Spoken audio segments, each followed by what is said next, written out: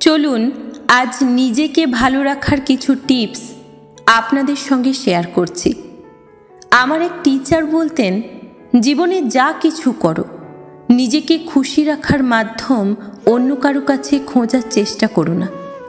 কখনো কারো উপর এত এক্সট্রিম লেভেলে নির্ভরশীল হবে না যাতে তোমার এক্সপেকটেশন পূরণ না হলে মন ছোট হয়, বিশেষ করে মানসিকভাবে। তোমার মন খারাপ, তুমি হেমন্তের গান শোনো, নিজেকে এক কাপ গরম কফি বানিয়ে দাও। বিকেলবেলা মিষ্টি রোদে আপন মনে নিজের সাথে কথা বলো, পছন্দের লেখকের বই পড়ো।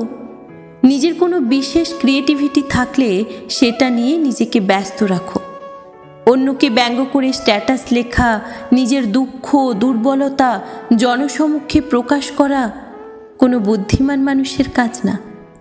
খুব বেশি মন খারাপ হলে রুম অন্ধকার করে চুপচাপ বসে থাকো। যার যার ধর্ম অনুসারে প্রার্থনা করো। পুরনো কোনো স্মৃতি মনে করো, হাসো কাঁদো, যাই করো, নিজের সাথে নিজের এমন একটা সুন্দর সম্পর্ক তৈরি করো যাতে নিজের মন খারাপের দিনগুলোতে একটা কাঁধের প্রয়োজন না হয়। যদি কোনো কাজে সফল হও, নিজেকে ট্রিট দাও। যদি অকৃতকার্য হও, নিজের সাথে অভিমান করো, নিজের সাথে প্রতিজ্ঞাবদ্ধ হও। তবে অন্য কারো চোখে নিজের পারফেকশন খোঁজার চেষ্টা করো না।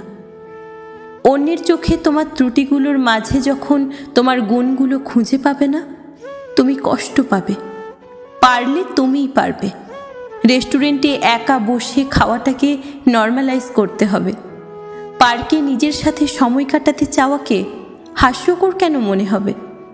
যদি সম্ভব হয়, ফাইন্যান্সিয়ালিও নিজেকে প্রতিষ্ঠিত করতে হবে, যাতে তীব্র মুড সুইংয়ে নিজেকে একটা ডার্ক চকলেট উপহার দিতে পারো, নিজের জন্মদিনে নিজেকে গিফট দিতে পারো, অথবা পাড়ার সুবিধাবঞ্চিত শিশুদের নিয়ে জন্মদিনের আনন্দ ভাগাভাগি করো। নিজের পছন্দের ড্রেসটা টাকা জমিয়ে হলেও নিজের জন্য কিনতে দিতে পারো। মাঝে মাঝে নিজেকে কিছু ফুল দেবে।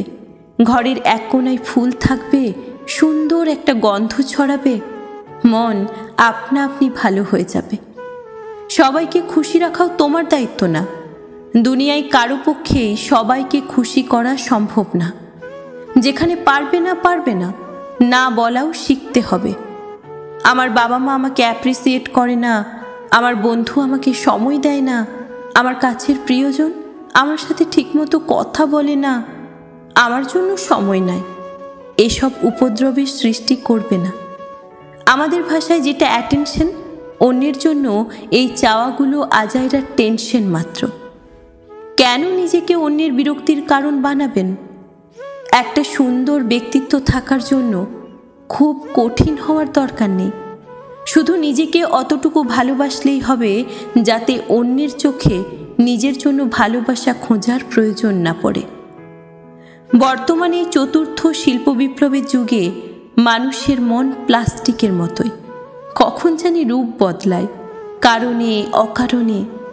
তাই মনে হয় নিজের মধ্যে নিজেকে সীমাবদ্ধ রাখা তুলনামূলক ভালো।